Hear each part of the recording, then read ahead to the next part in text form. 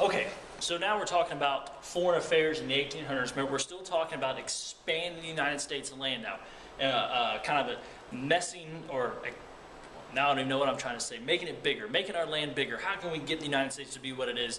How do we affect things overseas and all that stuff? So that's where we're at. So foreign affairs in the 1800s, it's hard to stay out of foreign affairs, which is what the U.S. wanted to do. It's what George Washington, our first president, said we should do.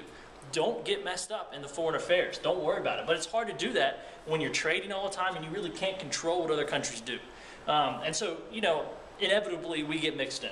So France and Britain, they start fighting. The U.S. tried to stay out, but it was basically impossible because the British were seizing our trading ships and then taking our soldiers, or not our soldiers, but our sailors who were just trading merchants, and forcing them to fight in the British Navy while they were fighting the French. So the British were stealing our ships and all our goods, taking them in and forcing them into their navy, and then forcing them to fight against the French. So obviously we had to do something, but we didn't want to fight. So Thomas Jefferson, our president, and Congress passed the Embargo Act of 1807.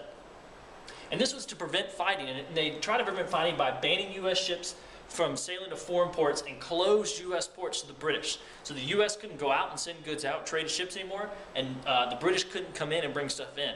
And so in reality, the U.S. we're still kind of a baby nation. We're still trying to figure it out. So this ended up hurting the U.S. way more than it hurt France or Britain. So it really wasn't one of the best things that we could have done for that time period. So the Embargo Act was a major issue in the 1808 election. And James Madison ran in that election. He became president. They immediately repealed the act. But Madison knew, hey, we still got to do something, right? So he tried saying no trading at all with France and Britain, no trading. And of course that didn't work because we need to trade. We need certain goods. So, by this point, Americans were starting to get frustrated with the British. They felt that the British were not only trying to kind of do things to our soldiers and affect our trade routes, but they were kind of preventing U.S. expansion out west by stirring up Native Americans in the Northwest Territory, like that Washington area, Oregon, Idaho, kind of up in there, and from North Dakota over Louisiana Purchase, that whole area. And by stirring up those Native Americans, the Americans were having a hard time settling out there because they were always having to battle Native American tribes. And so Americans blamed British on that, who were trying to, maybe get some land for themselves. So by 1812, Americans were calling for war. They were like, we've had it. We're so over the British. They're helping the Native Americans. They're not letting us expand out there. They're hurting us when we're out on the water trying to trade. We got to have war. And so the supporters for this war were called war hawks. They're called war hawks. So now, we move in to war being declared. On June 18, 1812, Madison went to Congress and said, let's declare war on Britain. There's nothing we can do about it. And the war had two phases. So the War of 1812 is what it was called, and it had two phases.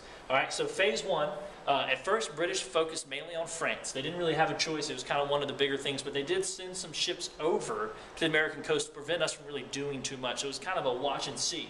Now, in the meantime, the Americans were busy defeating the Native Americans out in the Northwest Territory.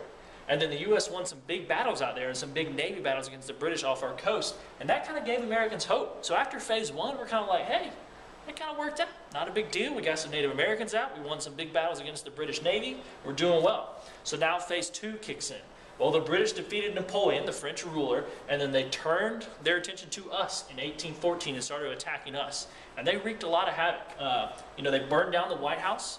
And then out of this, they took a prisoner, and they took a prisoner named Francis Scott Key, who was kind of sitting in this, little prison area or whatever, and he could look out and he saw the American flag.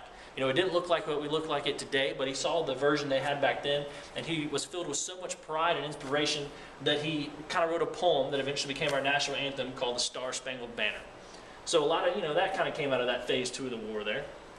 So the war continued on for a while. There was really no clear winner when the Treaty of Ghent was signed to end the war. But you have two U.S. generals who served in this war who eventually become president, William Henry Harrison and Andrew Jackson. And if you haven't noticed yet, a lot of very famous generals become president. You'll see that theme occurring over and over and over again. Famous war heroes become president, something they can run on. And so that's true for War of 1812. It's true for the American Revolution with George Washington. So four important outcomes of War of 1812 after the Treaty of Ghent was signed. You have heroic efforts increased American patriotism. So people loved the fact of these heroic efforts to defeat the Native Americans, to defeat the British. The second thing, it kind of broke the strength of the Native Americans. They no longer really were able to put up a fight because we had done so much damage to them as a whole.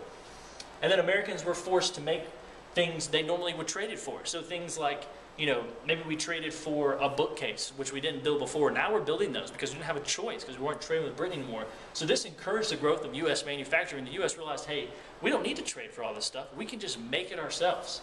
And then, of course, this increased optimism about our nation's future. People saw pride in America. They saw, hey, we can win a war, even though we just fought one, and we now can support ourselves by our growth of manufacturing. So it was a huge, huge bonus down here with increased optimism about our nation's future.